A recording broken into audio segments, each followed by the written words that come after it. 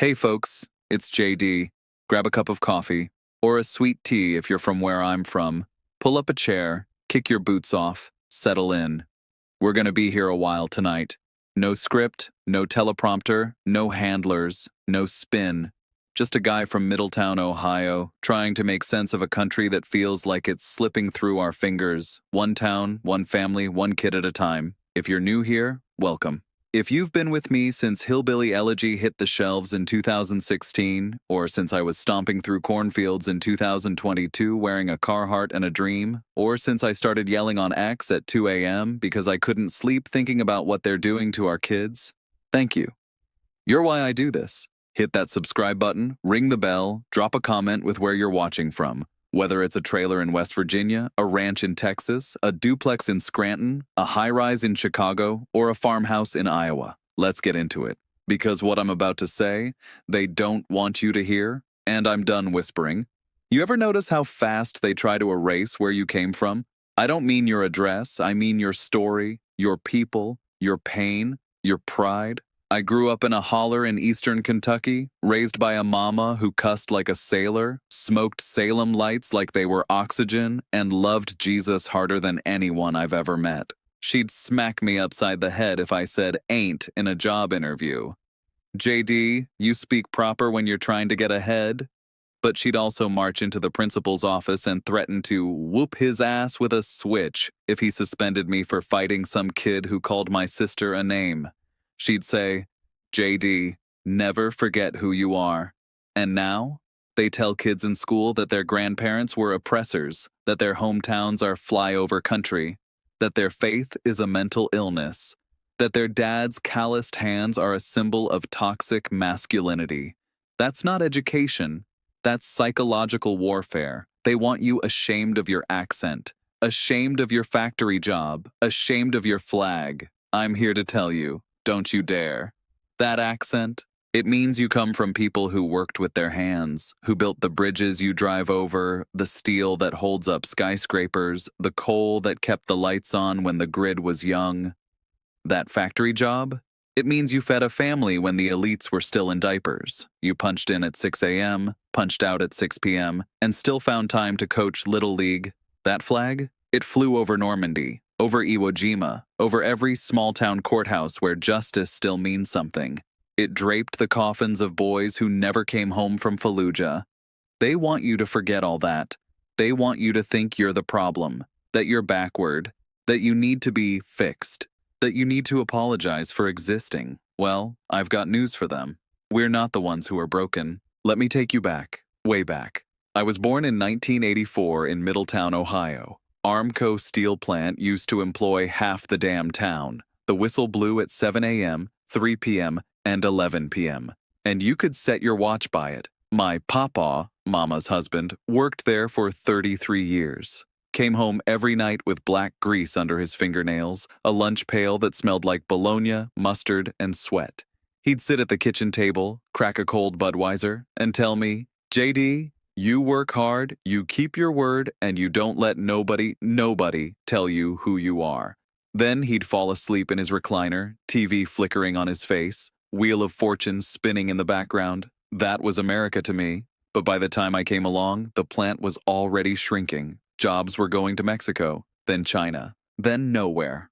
Papa got laid off in '89, never really recovered, started drinking more, got quiet, died when I was 12. Heart attack, too young, too much stress, too many broken promises from politicians who stood on stages and said, we're gonna save the factory. They didn't. They just flew over us in private jets on their way to Davos, sipping champagne, talking about global competitiveness. Mama, my grandma, raised me. She was 5'0", weighed maybe 110 pounds soaking wet. But she could stare down a room full of men and make them apologize for breathing wrong. She chain-smoked Salem lights like it was a competitive sport, could cuss in 3 dialects of Appalachian English and invent a 4th when she was really mad. She'd smack me upside the head if I said ain't in front of company, but she'd also march into the principal's office and threaten to whoop his ass if he suspended me for fighting. She wasn't perfect. None of us were. But she loved me fierce. She worked double shifts at the nursing home, wiping butts, changing beds, listening to old folks tell the same story for the 100th time, came home, cooked pinto beans and cornbread, and made sure I had a roof, even if it leaked, even if the carpet smelled like cat piss and mildew, even if the electric got shut off twice a winter because the bill was $87 and we only had $82. Mom? That's a harder story. She was beautiful, smart, could have been anything, valedictorian, cheerleader, had a laugh that lit up a room. But addiction got her early. Pills first, OxyContin, prescribed after a car wreck, then heroin when the pills got too expensive. I lost count of the boyfriends, the rehabs, the screaming matches at 2 a.m., the times the cops showed up. One time she chased me through the trailer with a kitchen knife because I wouldn't give her $20 for a fix. I was 11. Another time she overdosed in the bathroom. I found her on the tile, blue lips, eyes rolled back, needle on the floor. I called 911, hid in the closet until the paramedics came, didn't come out until they said she was breathing. That was life, chaos, survival, love twisted up with terror. I ate cereal with water when the milk ran out, wore the same jeans 3 days in a row because the washer was broken and the laundromat was 2 bus rides away, got free lunch at school and prayed nobody noticed the sticker on my tray that said reduced. I was angry. At Mom. At God. At the world. I fought in the parking lot, skipped class, smoked weed behind the bleachers, thought I was tough, thought I was broken, thought nobody gave a damn. Then 9/11 happened. I was 17, watched the towers fall on a fuzzy TV in study hall. Something shifted inside me. I didn't want to be angry anymore. I wanted to be useful. So in 2003, I walked into the Marine Corps recruiter's office in Dayton. Told him, I ain't got nothing to lose. He laughed and said, son, you got everything to gain. Boot camp was hell. Paris Island, South Carolina. 13 weeks of sand fleas, screaming drill instructors, and running until your lungs bled. They shaved my head, took my name, and gave me a number. But they also gave me structure, discipline, purpose. I learned that courage isn't the absence of fear. It's doing the hard thing even when you're scared shitless. I learned that a team is only as strong as the guy next to you. I learned that excuses don't matter. Results do. I deployed to Iraq in 2005, Anbar province. Never fired my weapon in combat. Spent most of my time escorting reporters, fixing generators, and trying not to get blown up by IEDs. But I saw things. Kids with no shoes begging for candy. Iraqi cops who risk their lives for $300 a month. American soldiers, 19, 20 years old, carrying 80-pound packs in 120-degree heat, smiling for the camera, writing letters home they'd never send. One kid from Akron, couldn't have been more than 21, gave me a letter to mail to his mom. Said, just in case. I mailed it. He came home. But not all of them did. I came home different, not broken, built. Used the GI Bill. Enrolled at Ohio State, lived in a dorm that smelled like ramen, cheap beer, and regret, studied political science and philosophy, graduated in 2 years, summa cum laude, then Yale Law. Yeah, that Yale. The one where the cafeteria serves kale smoothies and the students summer in Martha's Vineyard. I showed up in a $12 blazer from Walmart, looked like a fish out of water, felt like one too. First week, a professor asked where I was from. I said, Middletown, Ohio. He smirked and said, oh, flyover country. I wanted to punch him. Instead, I smiled and said, yeah, the part that feeds you. That shut him up. But it stuck with me. These people, they don't just not understand us. They don't want to. They think we're backwards, bitter, clinging to guns and religion. They've never worked a 12-hour shift, never buried a friend who died from fentanyl, never watched their hometown turn into a ghost town while the stock market hits all-time highs. At Yale, I met Usha, my wife. She's Indian American, grew up in San Diego, went to Yale undergrad, total opposite of me. But she saw something, said I had fire in my belly.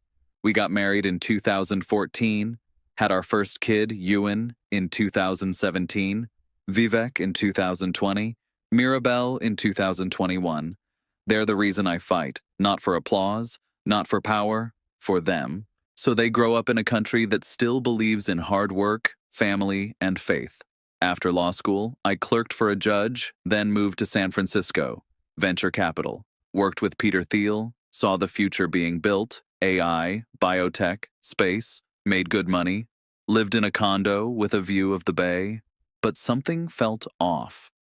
These tech bros in $3,000 hoodies were lecturing Ohioans about learning to code while shipping jobs to Bangalore. They flew private to climate conferences and told us to recycle our plastic straws. They banned speech they didn't like and called it safety. They built apps to track your every move and called it connectivity. I realized this isn't progress, this is a new aristocracy, and they hate us. So I wrote a book, Hillbilly Elegy, 2016. Didn't expect anyone to read it. Just wanted to tell the truth. About addiction, about broken families, about how personal responsibility matters, but so does a system that isn't rigged against you. The left called me a traitor to my class. The right called me a whiner. Hollywood made a movie and missed the point entirely. But you got it. The nurse in West Virginia who works 16-hour shifts and still can't afford insulin. The welder in Pennsylvania who lost his job to a factory in Juarez. The single mom in Michigan who cries in her car after dropping her kids at daycare because the bill is more than her rent. You stopped me at gas stations, sent letters, said, "JD, you told my story." That's when I knew I had to do more. 1. I ran for Senate. They said I couldn't win. Said Ohio was too red, too divided. I knocked on 30,000 doors, ate chili at every diner from Cincinnati to Cleveland, shook hands with farmers, factory workers, firefighters, told people, I'm not here to manage decline. I'm here to fight for you. We won by 6 points. Flipped the script, showed that a kid from the holler could beat the machine. Now I'm in D.C. And let me tell you, it's worse than you think. Lobbyists write the bills. Consultants run the campaigns. The same people who crashed the economy in 2008 are back giving TED Talks and telling you to trust the experts. They want open borders, endless wars, and pronouns in kindergartens. They want you addicted to pills, porn, and government checks. They want your kids confused about biology and your grandkids speaking Mandarin. But here's what they don't get. We're not done. We're not bitter. We're not victims. We're Americans. We build things. We fix things. We fight for what's ours. And we're waking up. Let's talk about the border. 10 million illegals since Biden took office. Fentanyl pouring in, killing 100,000 of our kids a year. They call it compassion. I call it treason. We spend $800 billion on defense but can't secure our own damn border. That's not leadership. That's malpractice. Let's talk about the economy. Inflation at 40-year highs. Gas $5 a gallon. Groceries up 30%. They say, Putin's fault. Bullshit. It's their fault. Printing trillions. Shutting down pipelines. Regulating family farms out of existence. Meanwhile, BlackRock buys up entire suburbs and turns your kids into renters for life. Let's talk about our kids. Suicide rates through the roof. 1 in 5 on antidepressants by age 18. Schools teach them to hate their country, hate their bodies, hate their parents. TikTok algorithms fry their brains. Pornhub profits. And the elites? They send their kids to $50,000 a year private schools with armed guards and organic lunches. This isn't left versus right anymore. It's elites versus everyone else. And I'm with everyone else. So what do? First, remember who you are. Your accent isn't a liability. It's a badge. Your calluses aren't ugly. They're proof. Your faith isn't a crutch. It's a compass. Don't let them shame you into silence. Second, build. Start a business. Coach Little League. Plant a garden. Fix your neighbor's porch. Strong communities beat strong governments every time. Third, fight. Vote. Run for school board. Speak up at city council. Call your senator, even if it's me, and hold us accountable. This country wasn't built by spectators. It was built by doers. Fourth, pray. Not because it's easy, but because it's hard. Because we need wisdom, because we need strength, because we need each other. I'm not asking you to agree with everything I say. I'm asking you to remember who you are, where you came from, what you're fighting for. Because if we forget that, if we let them erase our stories, then they win. And I'll be damned if I let that happen. So here's my promise to you. As long as I'm breathing, I'll keep telling your story. I'll keep fighting for your kids. I'll keep reminding Washington that this country doesn't belong to them. It belongs to us. Thank you for letting me into your homes tonight. Thank you for trusting me with your stories. Thank you for being the backbone of this nation. Now go hug your kids, call your mom, say grace at dinner, and tomorrow, get up and fight like hell. God bless you. God bless Ohio. And God bless the United States of America. I'll see you out there.